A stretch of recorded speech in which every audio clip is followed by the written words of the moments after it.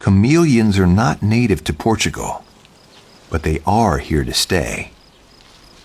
There's nothing else quite like this creature anywhere in the country.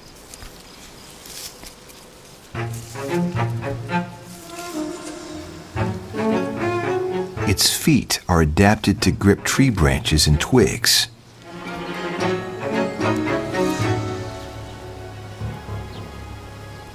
Its tongue, like a catapult, can be fired in a split second.